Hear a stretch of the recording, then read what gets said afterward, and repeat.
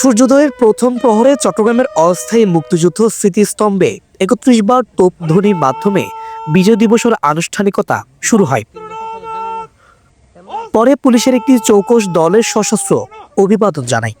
এরপর ফুল দিয়ে শ্রদ্ধা জানান চট্টগ্রাম সিটি কর্পোরেশনের মেয়র, চট্টগ্রামের বিভাগীয় কমিশনার ও জেলা প্রশাসক।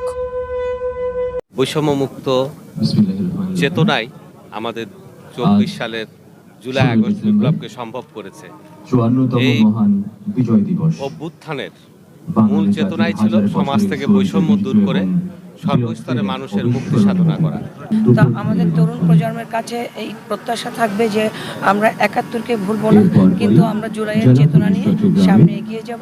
সংবিধান থেকে শুরু করে এবং সমস্ত এই যে সংবিধান, ভোটের অধিকার, আইনের শাসন, প্রতিটি সংস্থাকে, প্রতিষ্ঠানকে আজকে একটি সংস্কারের মাধ্যমে একটি প্রাতিষ্ঠানিক রূপ দিয়ে এটি গণতান্ত্রিক একটি নির্বাচন, যে নির্বাচনের মাধ্যমে মানুষ তাদের কাঙ্ক্ষিত সংসদ সদস্যকে তারা নির্বাচিত করতে পারবে।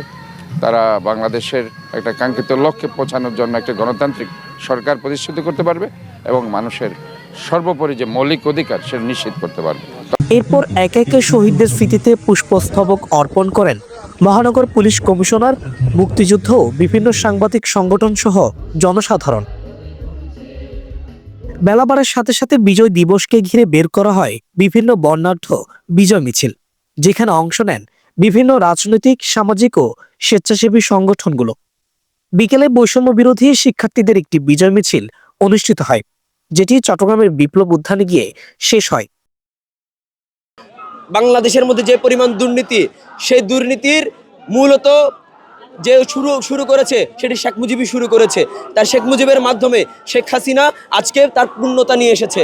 ৭২-এ যে গণসংবিধানটা রচনা করেছিল, সেই গণসংবিধানটাকে আজকে শেখ হাসিনা সেটা আওয়ামী সংবিধানে রূপান্তর করেছে। দেখেছি যে বাংলাদেশে যখনই কোনো বৈষম্যের শিকার হয়েছে জনগণ, ঠিক তখনই কিন্তু তারা আন্দোলন গড়ে তুলেছে, প্রতিরোধ গড়ে তুলেছে। সেটা ১৯৭১ সাল বলেন কিংবা সর্বশেষ আমাদের ২০২৪-এ বলেন।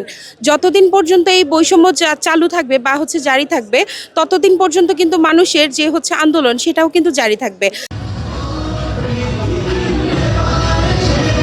এছাড়াও ১৬ই ডিসেম্বর মহান বিজয় দিবসকে ঘিরে বিভিন্ন শিক্ষা প্রতিষ্ঠানে অনুষ্ঠিত হয় চিত্রাঙ্কন প্রতিযোগিতা, সাংস্কৃতিক অনুষ্ঠান, যেখানে মেধা ও সৃজনশীল বিকাশে অংশ নিতে পেরে খুশি শিক্ষার্থীরা।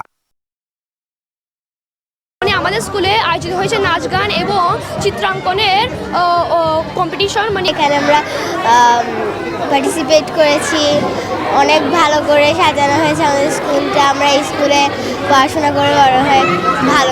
আমরা বাংলা ভাষার পাশাপাশি কীভাবে একজন বাচ্চাকে ইংরেজি ভাষাতেও স্ট্রংলি লিড করা যায়, ইংরেজি ভাষাতেও তাদেরকে আসলে বিল্ড আপ করা যায়, সেটা আমাদের একান্তই প্রয়াস।